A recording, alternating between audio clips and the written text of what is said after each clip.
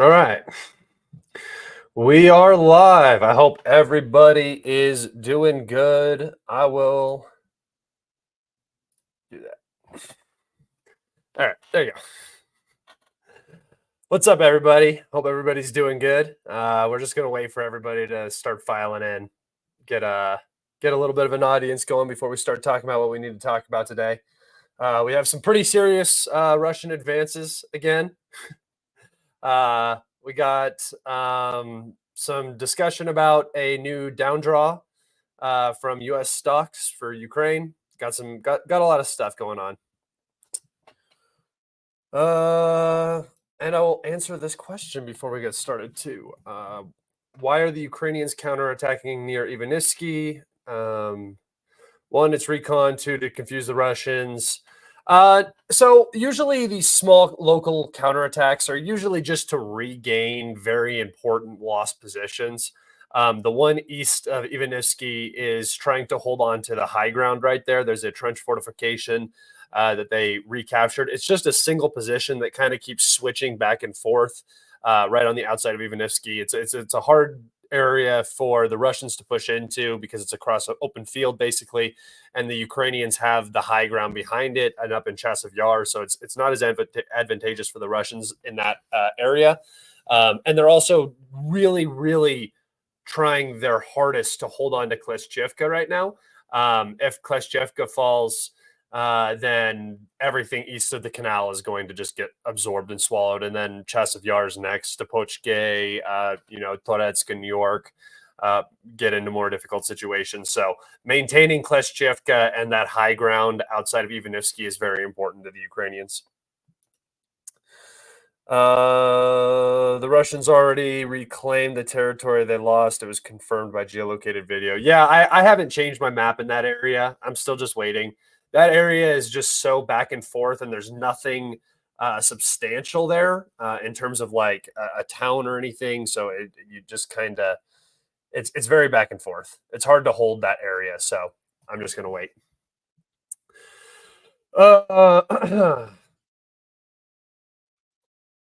Are you of the opinion that Russia does this slow grind for a reason? I genuinely think that they are costing as each day inflates the U.S.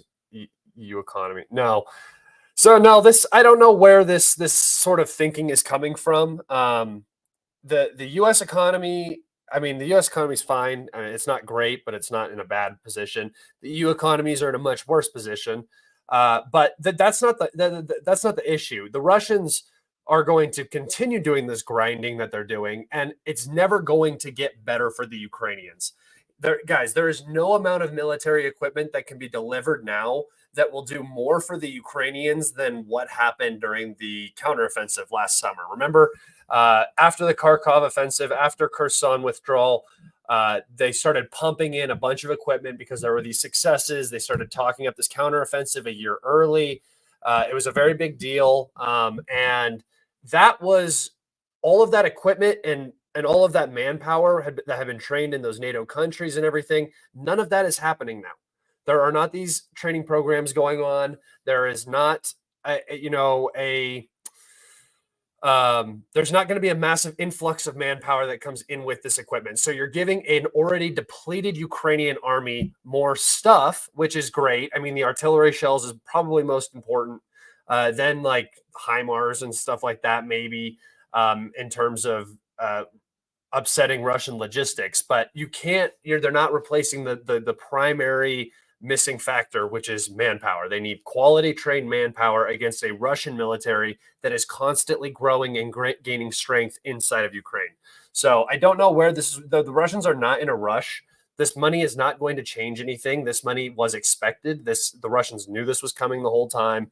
This is not some out of nowhere thing. This has all been calculated, and we'll see how it goes. All right, before I talk to you guys anymore, we got to get into some stuff here. So just to start us off, welcome everybody in. This is episode number 48 of Kalibrated Live with Scott. I'm Scott, of course.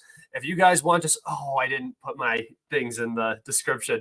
I'll put my stuff in the description after this is over, and you guys can go check that out. But if you want to follow me, go follow me on Twitter. You will see my Twitter sometime throughout this. My Telegram is Kalibrated. That one's really easy to go find, but I will also put a link. It's also in my previous live stream video description, so you can go find the links there. And if you do want to support me financially, guys, which I very much appreciate, most of my videos now are demonetized. My last video was demonetized. I didn't even show anything. I'm not getting much money from YouTube anymore. It's all good. It's not why I'm doing this, but if you guys would like to support me financially, super chats, super thanks, super stickers, all of that stuff is, I appreciate that the most. And then if you would also want to, you can go and join my Patreon. I didn't say that the best, but I also have a Patreon, Calibrated with Scott. You can go look for that. And you can also see those descriptions in the previous video, or those links in the previous video's description. And I'll put them in after this. So I apologize for that, guys. But without further ado, let's go ahead and get into the map. All right. So we got some pretty substantial updates today. We got a lot of stuff going on. Big thing seems to be there's this pattern across the entire front. The Russians are their new assault tactics are working much better. This is for a number of reasons. One, Ukrainian artillery shell shortage is very apparent. The Russians are learning how to solve the FPV issues when it comes to their assault tactics, which is that's the primary thing slowing them down right now, because there is a lack of artillery across the battlefield. And their assaults are just working and are providing more of an exploitable area for the Russians to break through on. So I'm going to take us in, and we are going to look at a few areas of the map. We have, okay, there we go. Nova Mihailovka has been completely captured. I'm pretty sure I talked about this in the last video. I have not updated this part of the map, haven't been down here, but there are reports that the Russians have now crossed this river under this northern area and have begun to enter the outskirts of Krasnohorivka. This is very bad news. I don't think the Ukrainians are going to be able to hold this position for very long. Remember that this is in a valley. The Russians control the high ground over here, as well as the high ground up here. As soon as this area falls, all of this is going to fall very quick. And the Ukrainian supply down the 0532 to Vadyan, the #1 coal mine, and Vuhledar will become much less tenable. And at that point, I believe you will see the beginning of the Russian offensive in the southern Donetsk area. All right, another big update comes to us from Krasnohorivka. I'm actually going to fix this map real fast because this is old. Just this small little update right there.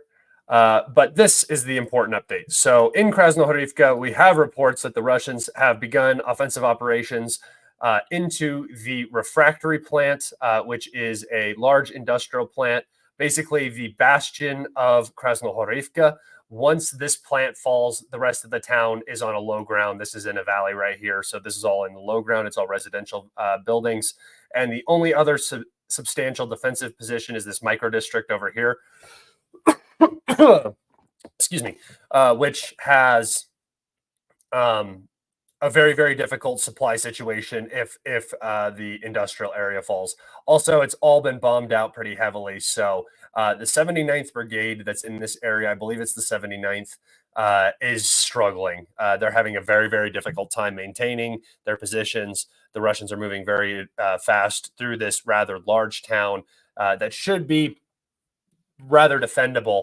Remember, these over here are 10-year fortifications. So as soon as Krasnohorivka falls, this is going to be another sort of like Avdeevka scenario, where the very strong defensive lines that are not supposed to break ever will end up falling. And then after that, the Russians will be able to move much more quickly into this greater area right here.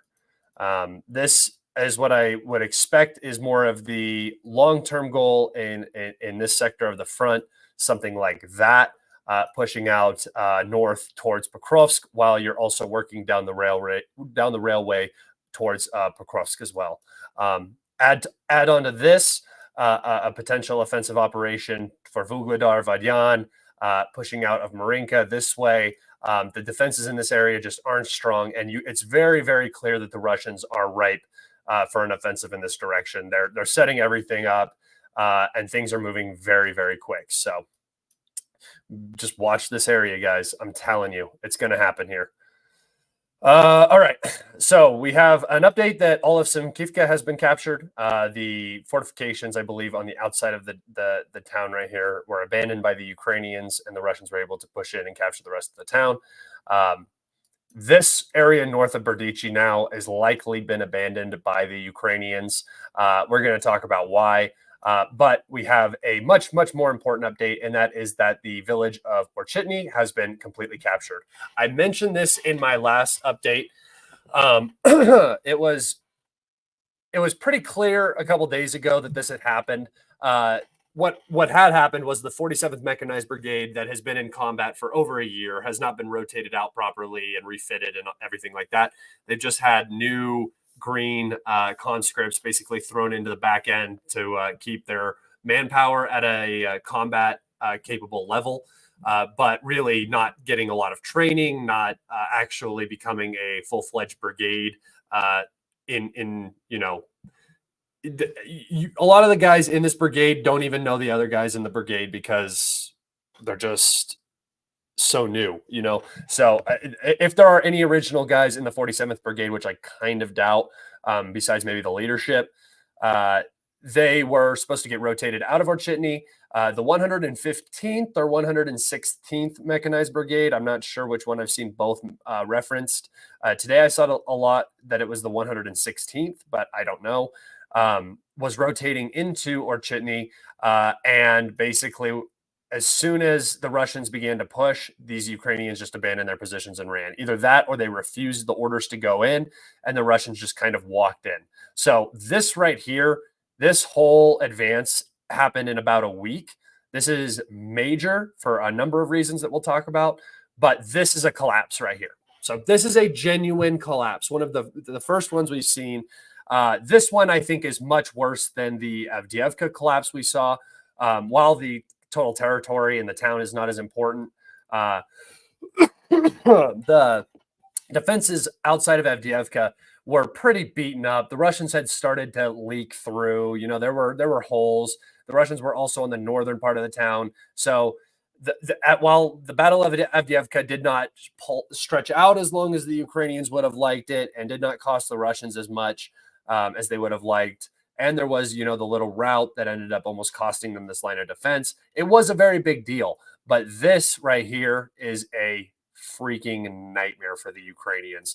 I'm going to show you guys why on the topographical map real fast. And then I will show you why. Actually, I'll show you the defensive lines here for a second. So, boom. So here we can see the defensive line. This is probably supposed to be more like in Berdichi, but behind Berdichi, behind Sanitation, down through Orlivka, along the high ground in Tonenki. This was the second line of defense behind Avdeevka.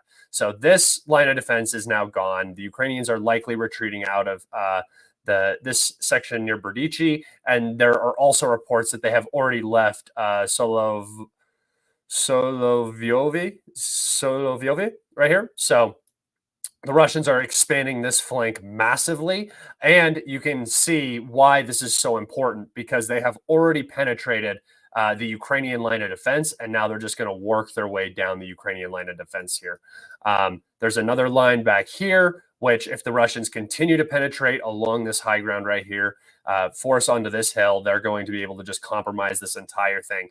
I've been telling you guys for months, and this isn't an "I told you so" thing, but I just want to really, really reiterate this, that the Russians are going to follow this rail line along the high ground all the way into Pokrovsk.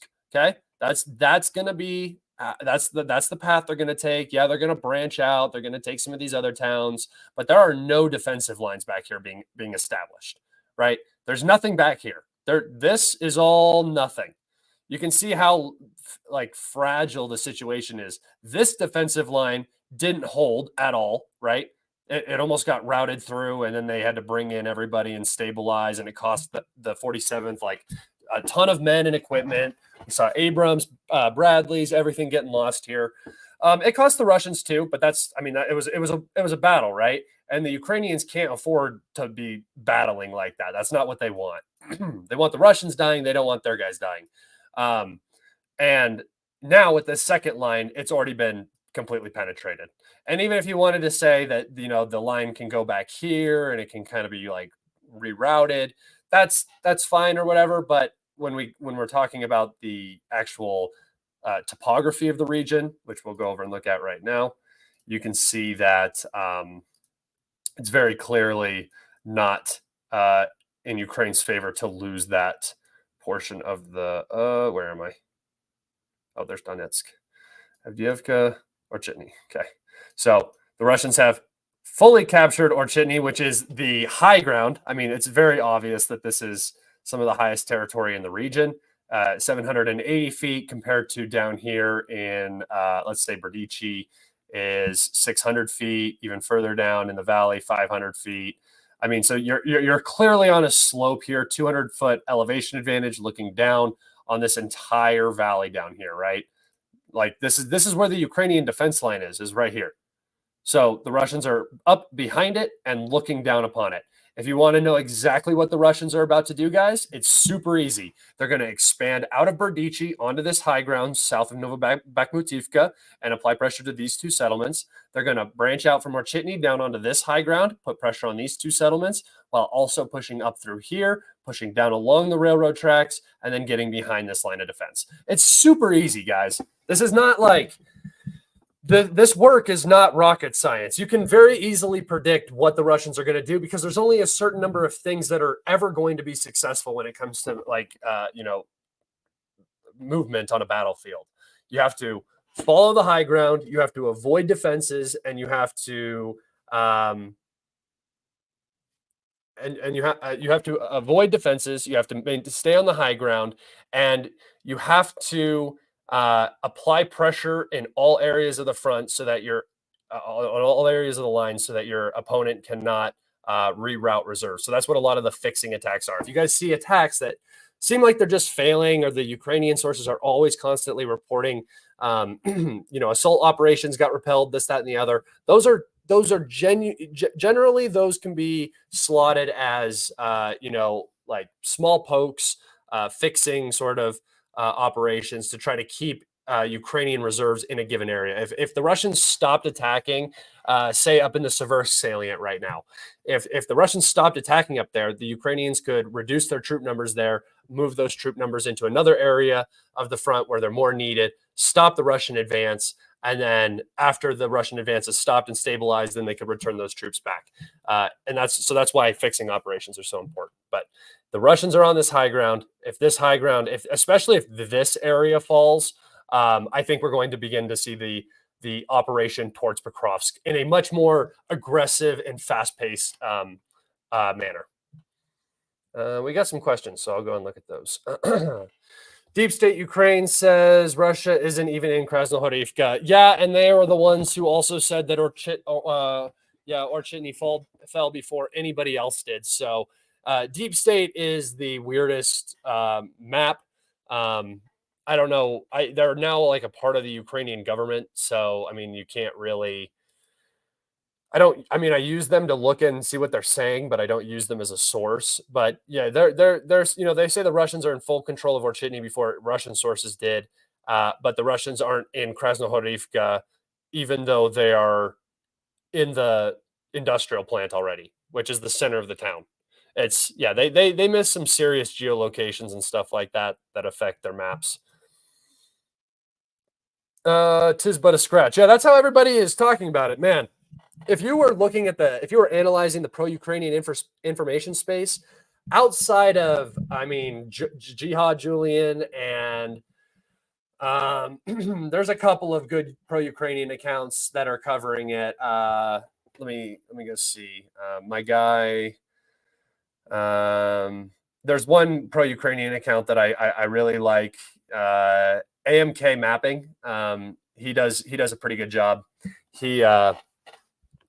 there are a few that are actually talking about what's going on, but for the most part, it's like dead. I mean, they're all talking about the $1 billion down draw package that Biden just announced, and the 60 billion, this, that, and the other. It's all they can talk about. But there are, I mean, movements like we have never seen on the battlefield from the Russians in the last year and a half. That are happening right now, like daily. Towns are falling. It was Novobakhmutivka or Chitny. Berdichy's going to fall completely and totally. Semenkiivka is gone today. Krasnohorivka, a lot of progress has happened, and there's just nobody talking about it. Apparently, in the pro-Ukrainian information space, if you talk negatively about the AFU or the West in any way, they will cannibalize you, and you will not be able to operate in their information space anymore. This is what happened to Ozent Defender. It's what happened to a lot of guys, and they stopped covering the Ukraine conflict because it's just not worth it at a certain point to deal with all that shit. So to those Ukrainian mappers who are still mapping, thank you, and still talking about the events unfolding. I really appreciate it. But outside of that, it's pretty horrible. I mean, I talk about almost every single strike that happens on Russia of any significance. Like I talked about the oil depot today. That one's not even that significant. It's not even like a refinery, or it's just a depot. But I talked about the Crimea strike. I talk about everything significant, and then they just don't. So I don't know. It's very weird. Very weird to me. Back to the map.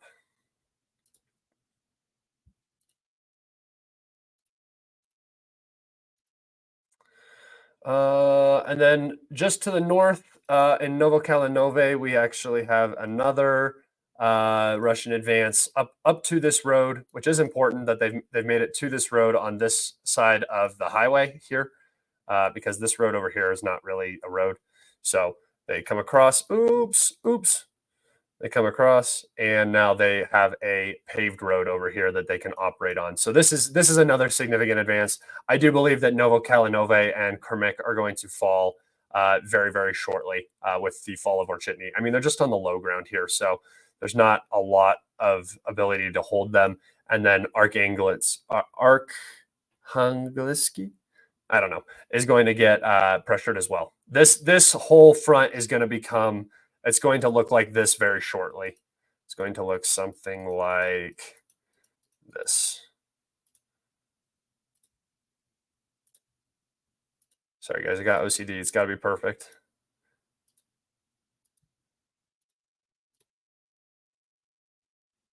Like that. That's a bad color. Bad color choice. Hold up. Let's go orange. There you go. Something like that in the near future. Those settlements are going to fall, and then you're going to see this massive flank. And then, honestly, this is probably going to fall up in here. I think Umansk is going to get captured, and then this whole area is going to get pushed up into by the Russians. So that's what's going on. But again, Pokrovsk, that's where you need to watch. And then no other updates on the rest of the map. We do have some events that occurred. I did show you guys the television tower that got struck up here, but the Russians have been just bombing the hell out of this region. And Peskov came out today and said that the Russians have not, that they're still fully intend to go through with the sanitation zone inside of Ukraine, which will likely be the Chernigov, Sumy, and Kharkov regions, basically. I mean, it has to be something like this, right? Which at that point, I mean, you're talking about everything east of the Dnieper. There's just no point in stopping there. So that's what you're talking about up here in the north. The Russians said they're going to do it. They say they're going to go through with it. They're staging forces in this region. The Ukrainians have started staging forces in this region. Lots of movement up here. We can probably expect something to happen up along this front over the summer. And I think it'd be a really good idea, because while you're doing all of these pushes around Chasiv Yar and in the southern Donetsk area, why not make Ukraine bring all of their available resources up to the north to stop this. This would be an embarrassment for Ukraine that Ukraine would not be able to come back from. If they had the Russians walk across the border and capture Sumy and Kharkov, if they captured some regional, just Sumy, because Summy's so close to the border, if they end up capturing Sumy the way that they did at the beginning of the war, like they come in, the Ukrainians can't put up much of a fight because of manpower issues, or they don't want to lose their eastern flank or whatever, and the Russians end up capturing like Sumy, that's just going to be horrible, horrible propaganda for Ukraine. So I think that there's a lot of viability in a much stronger, much more aggressive Russian offensive now than there has been throughout at any time of the war. At the beginning, they didn't have the manpower, and a year ago, even if they had the manpower with their mobilization, they did not have the means to actually penetrate Ukrainian lines with how much Ukrainian artillery there was, and how much excess manpower the Ukrainians have. The whole dynamic of the conflict has now shifted, and the Russians are going to go on the offensive now. I think they're primed for it. They don't want this war to turn into a forever war. They don't want to give Kiev a bunch of time. Even though they don't have a lot of time, because of manpower issues, the goal though of Kiev right now is to freeze this conflict. Whatever they say officially is not reality. Reality is this isn't changing, and they need to freeze this conflict to either rearm or get the most beneficial peace terms that they can get. I don't know how that really plays out with the current regime and everything, but this is not changing. The Ukrainians are not going to go on the offensive ever again. They don't have enough manpower. They're never going to have enough air defense. The West is never going to be able to provide Ukraine with enough air defense. Shit. Let me go look at something, because this actually speaks perfectly to what I'm talking about. Our friend over at Ukraine Battle Maps posted. Yeah, here we go. Okay, I'll show you guys this.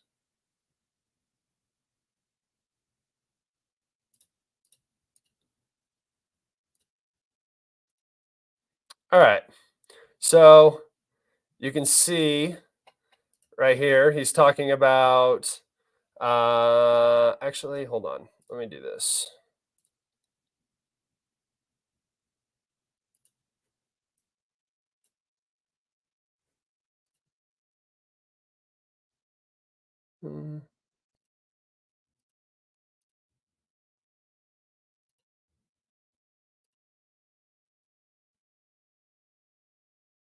All right.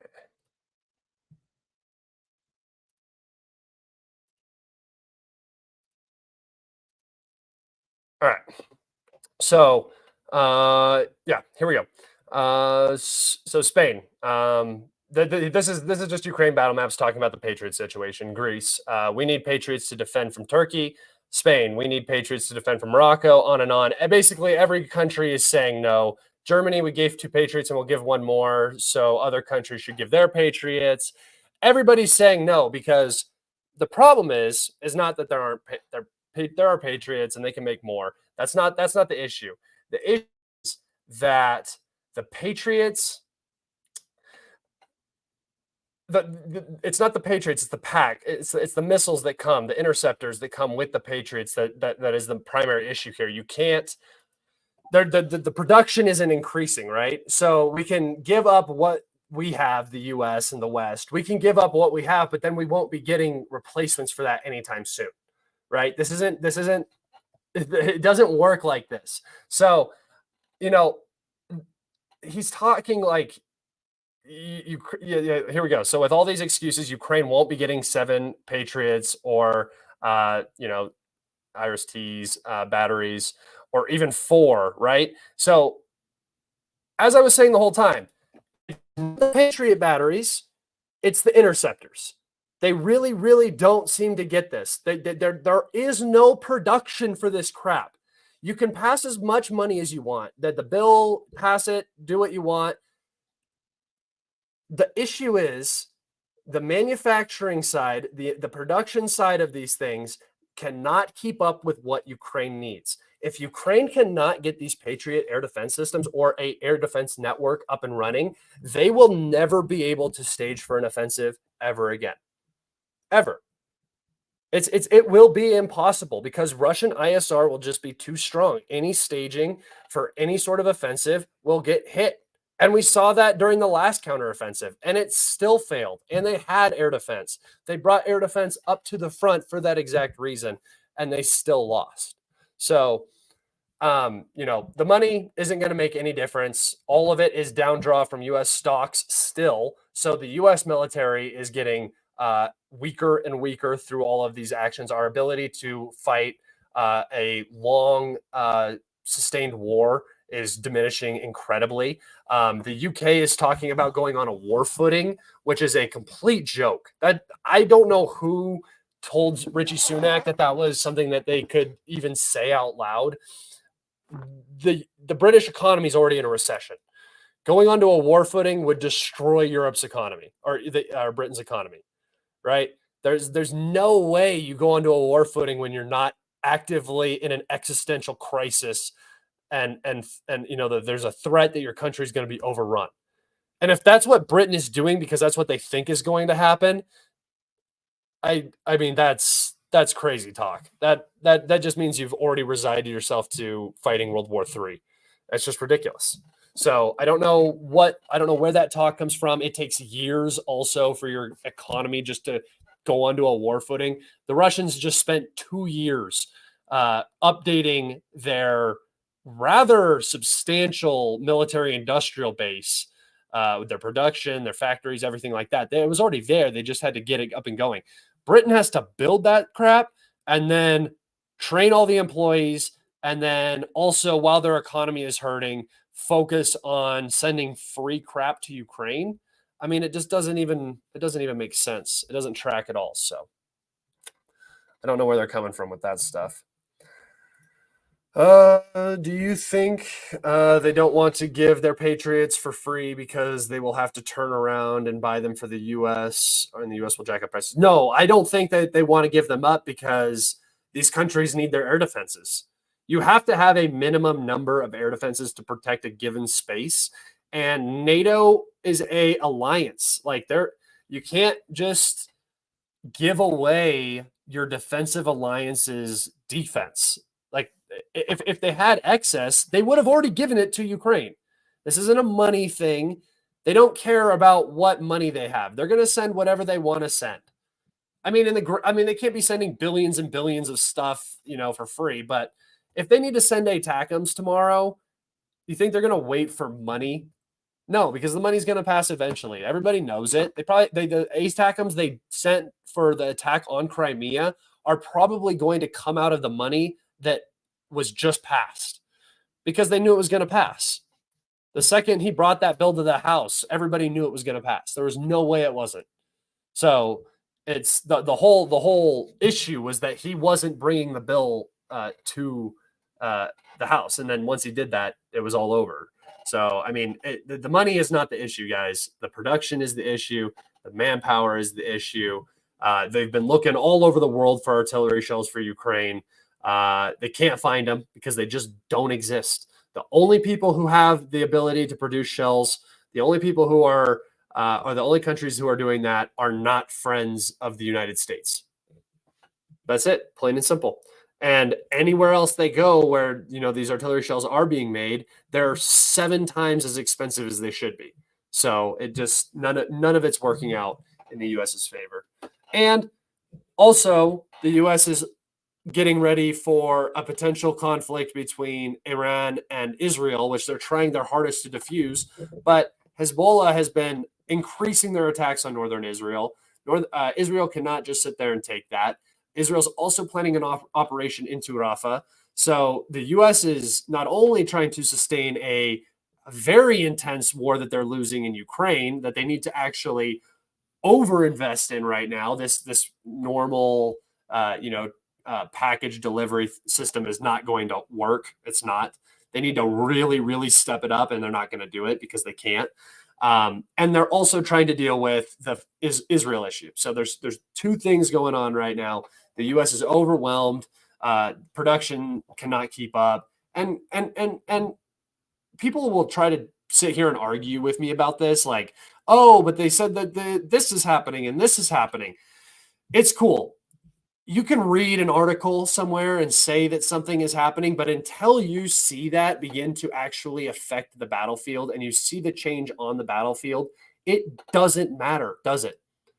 It doesn't matter what you read or what somebody says they're going to do. What matters is that the issues that you're seeing are fixed and overcome. And the Russians are just doing that better than the Ukrainians right now and the West. The Russians are overcoming every single issue that they're coming up against in Ukraine, whether that's more Western funding, whether that's a new weapon system, whether it's this, that, or the other. They are overcoming, and the West, it just feels like we're drowning, and we can't get it right. It sucks. It sucks. Patriots grow on trees and shells come from the store. Just order more, dog. Yep, it's true. That's all we got to do. The shells actually are not from the store. They grow like potatoes, so you have to dig them up out of the dirt. It's complicated. It's adult stuff. You wouldn't understand. Drink water. I'm sorry, not water, Gatorade. If you guys are here, what's your favorite Gatorade flavor? Put it in chat. We'll know who the fake ones are. Let's see. How many Russian troops are needed for a sanitization zone? It depends on how many Ukrainian troops are there to defend it. 3 to 1 is usually the number. So if there's 30 to 40,000 Ukrainians in that region, 120,000 Russians would be the normal. But since the Ukrainians don't have artillery shells, the Russians have aviation, the Russians have more drones, the Russians have more missiles, less. I think the Russians could probably do it with a 1-to-1 right now in that region. So much less. Rainbow color. Red's good. Lemon lime. Prime. Get out of here, bruh.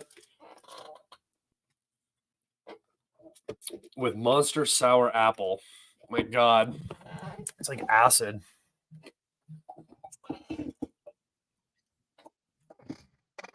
Muscle milk. Gross. Imagine if that was what you drank as like your water source. All right. I have some articles that I wanted to talk about today. I like to go over articles just because it's kind of like what the mainstream media is talking about. So here's that article on the ATACMS.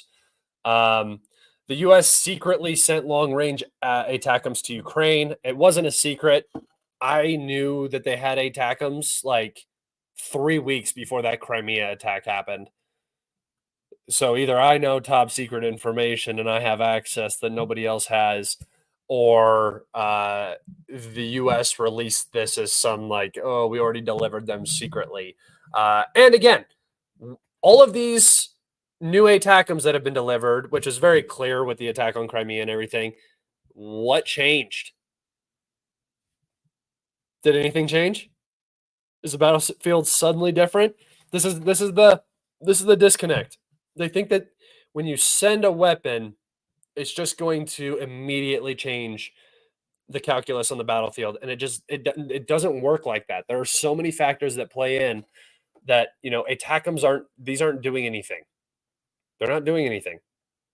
They're minorly degrading a part of the Russian military that isn't even engaged in Ukraine, which is what was hit in Crimea. If for those of you that don't know, was an S-300 or S-400 air defense battery, which, I mean, is a great hit for the Ukrainians by all means. But if you don't think that the Russians have an instant replacement for that, plus 2 more in production right now, you're out of your goddamn mind. So the ATACMS attack utilized a very limited supply of long-range ballistic missiles to eliminate a very large supply, well, a small portion of a very large supply of Russian air defense.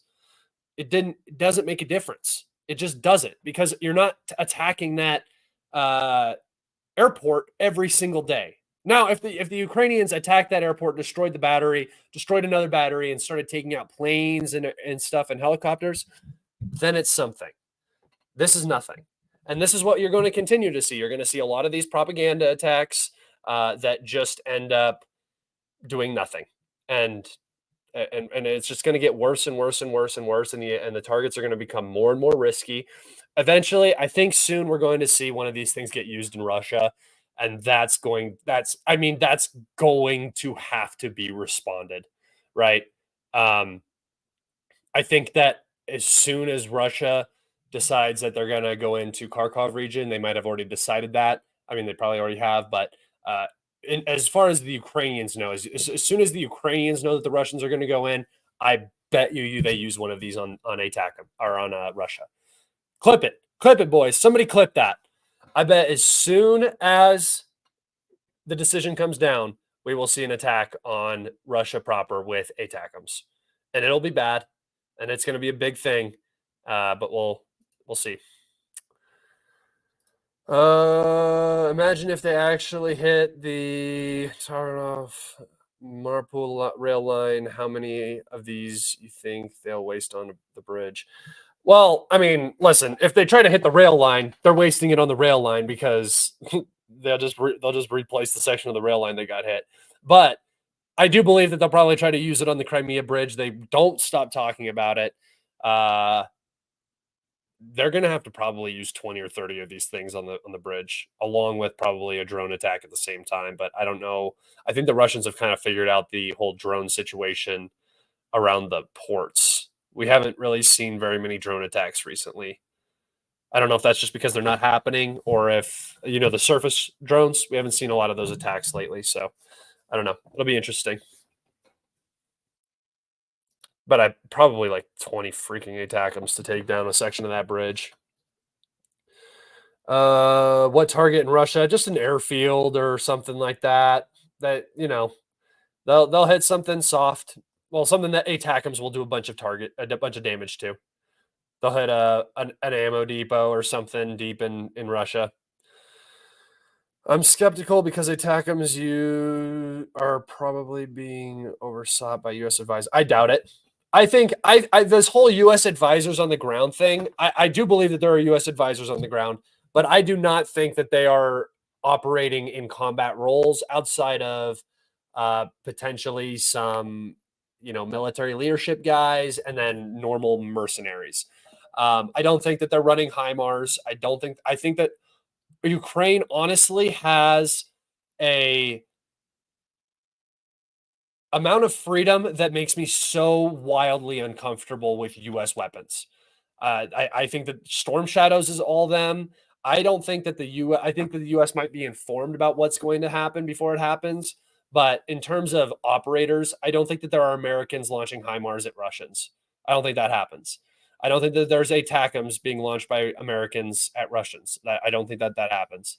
I think that the Ukrainians have a scary amount of self-determination with all of this U.S. support. And I think that that's why the U.S. is having some very, very big issues with what Ukraine is doing. They came out against the refinery attacks and stuff like that for the specific reason that, for one, if Ukraine does something really stupid, the U.S. has plausible deniability. We didn't know they were going to do it. We didn't support it, this, that, and the other. Just like, whatever you think about Caracas, whatever you think about, Daria Dugin, right? That one was Ukraine. The cafe in St. Petersburg, that one was Ukraine. Constantly, the Christmas market in Belgorod, that one was Ukraine. These are not secrets. Those terror attacks, literally against civilian targets and assassinations, that is all Ukraine. That is not the West. Caracas might be a different story, but those are Ukraine, and the U.S. does not necessarily support that. They understand why they're doing it, but they have that plausible deniability. Oh, we don't know. They do their own thing. We're supporting them. We give them what they need, and then they do what they want with it, which is extremely dangerous and can lead down some bad roads, but provides that plausible deniability for the United States. So the whole advisor thing, I don't think it goes as deep as you guys are sometimes making it out to be. The presence of U.S. advisors on the ground has echoes of Kennedy's decisions to send advisors to Vietnam in April. Yeah, that is exactly what I'm talking about. There are advisors there in a leadership role, helping definitely with logistics and stuff like that, potentially happening with battlefield planning. I'm sure that there is, but in terms of actual advisors on the ground, I don't think that they're at a military level yet. So, but yes, this is how it starts. This is exactly how it starts. USA's goal isn't to help Ukraine, it's to harm Russia. Of course. Well, the US's goal was to pull Russia away from China and harm China. That's the goal.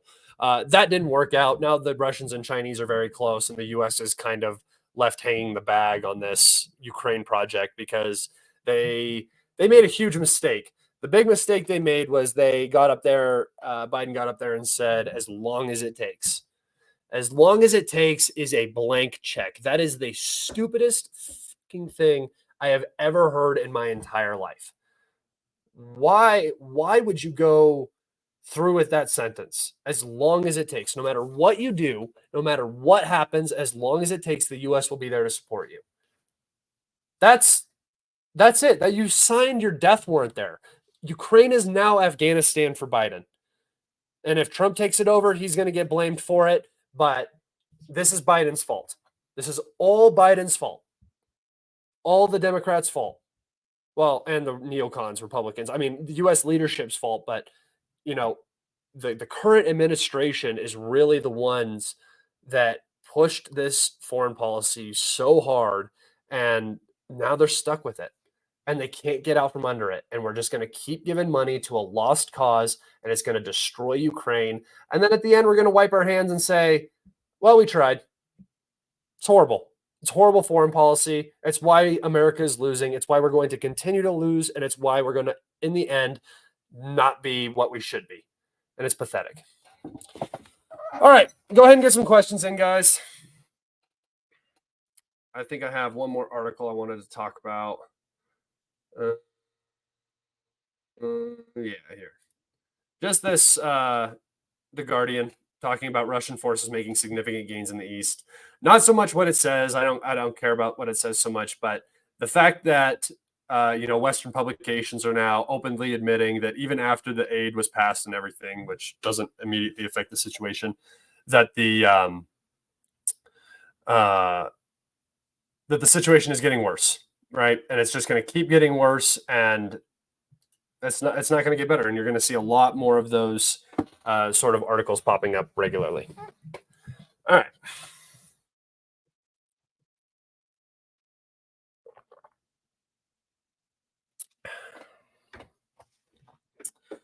If you guys have questions, go ahead and get some questions in. I'll be happy to answer. Just talk for a little bit, and then I'll wrap it up here in a little bit.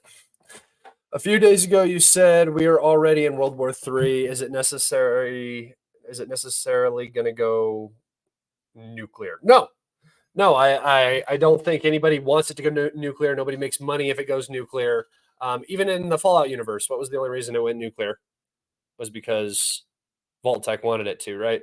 So unless there's some money to be made, I don't think nuclear weapons will be exchanged. I think that we are on the precipice of World War III if we're not already in it. It's kind of hard to tell when World War III began, when World War III would begin, just because when you're living in the present, you can't tell. You don't have the hindsight to know.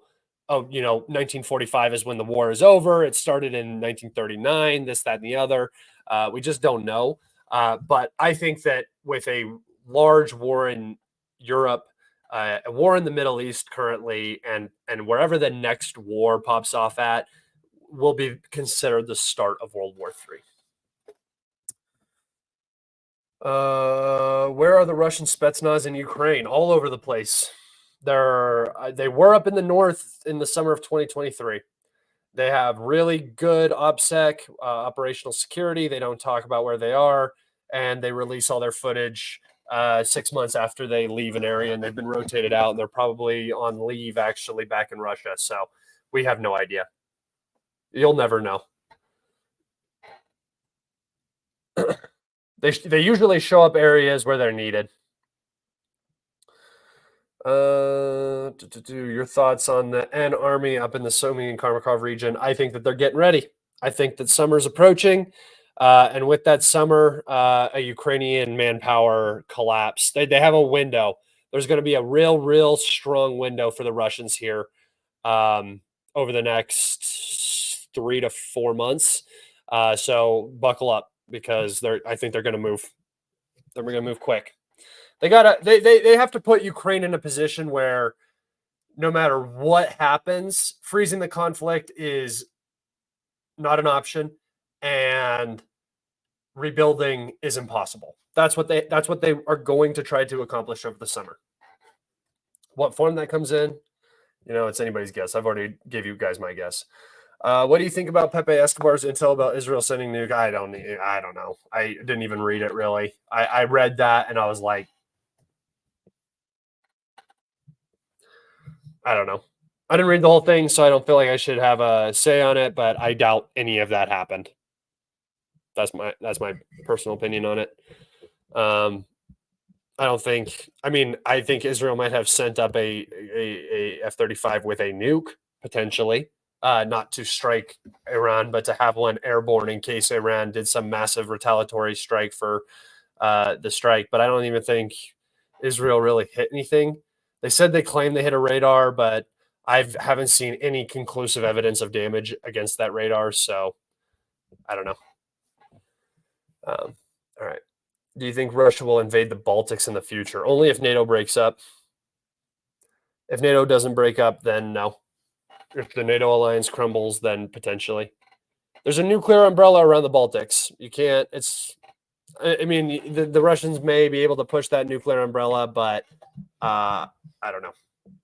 I don't think that they're willing to chance it. I don't really think they want the Baltics either. Baltics are not very friendly for the most part, so not a lot of I don't know. It's a little bit different than Ukraine.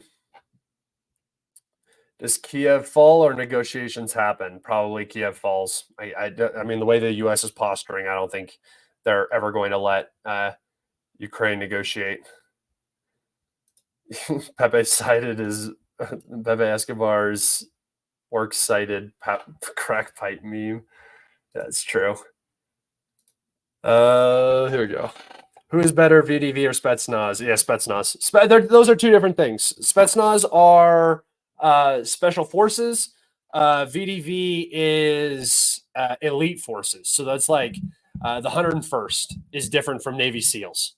Those are two completely different operator categories. And it's not nothing against the 101st. You're just not. You haven't been trained your entire life to do special operations instead of combined arms. It's two different things. How much do the Russians pay me? Not a consent, but hey, if you want to get in touch with them and get them to send me over some money.